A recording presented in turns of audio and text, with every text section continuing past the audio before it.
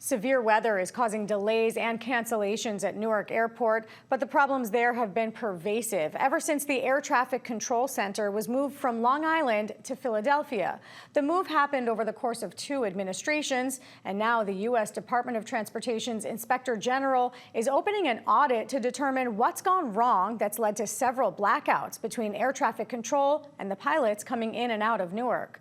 I'm joined now by Randy Babbitt, a former administrator with the Federal Aviation Administration, the FAA, who knows just how complicated the world of air traffic control really is. Randy, so great to have you with us tonight. As you know, the DOT Inspector General is auditing the move of the FAA's air traffic control from Long Island to Philadelphia. What insight can you offer just about some of the challenges that are inherent with a move like that? It is complicated. The people that work in those facilities sometimes are associated with the area where they're moving, sometimes they're not. But I think there is a move. The facility up in New York is a rather old one, and I think they're trying to either restore it or replace it, and perhaps moving some people. And I think the idea, too, was to put some people into areas where they had shortages. Yeah, we're going to get into the shortages in a minute, but just in terms of the communication systems, we saw them go dark 2 times significantly this spring, 3 times total. But are these failures the result of the Biden administration bungling the move, as Transportation Secretary Sean Duffy alleges? No, I wouldn't put all the blame there.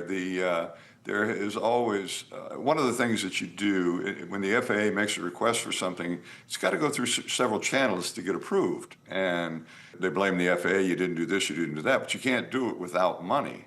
And so the Secretary of Transportation has to support you. Ultimately, Congress has to appropriate the money. What can you tell us about what funding has been put behind those system upgrades now? We saw Duffy come out in a big way saying that they were going to make these repairs. We know some have already been made. What has been done? What still needs to be done? You've got a shortage right now of something close to 3,000 air traffic controllers, and it needs funding, but even more importantly, it takes time.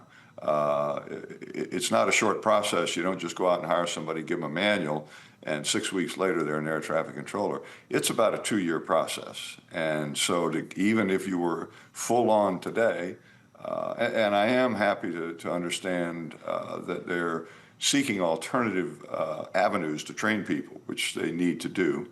And the retention rate is not exactly at the top of the board either. So a lot of people in school are quitting before they finish. And it's a tough job. And a lot of people decide after a while they can't do it. I think it begs the question, for me at least. You know, we saw this plane crash in D.C. where 67 people were killed. And since then, we've seen video after video of all of these close calls.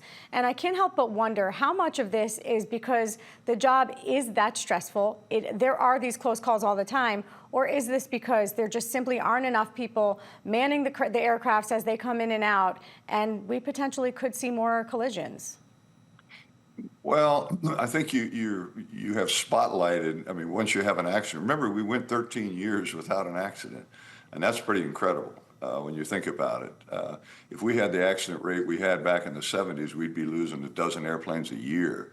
So we've done a great job of avoiding accidents. But today we have a lot more air traffic.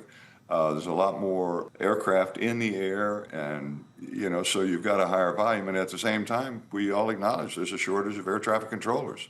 We did see Newark Airport slow the rate of traffic in and out of the airport. Do you think that while this shortage is ongoing across the country, we need to see other airports follow suit? You may. I mean, one of the things that doesn't help, and this is not assessing blame, but a lot of times you'll hear, well, air traffic control. Well, a lot of these carriers, especially in the big hub and spoke operations, just look at the departure board somewhere, go to an area where one airline prevails, and look at the number of departures, say at 8 o'clock in the morning, and you might see 8 or 10 airplanes all departing at 8 o'clock. That can't happen. If they only have, maybe 2 runways, you can't take, that many people, but yet they schedule that way all the time. I mean, I've seen pictures of a departure board where 17 airplanes were leaving from one airline in about an 8-minute period.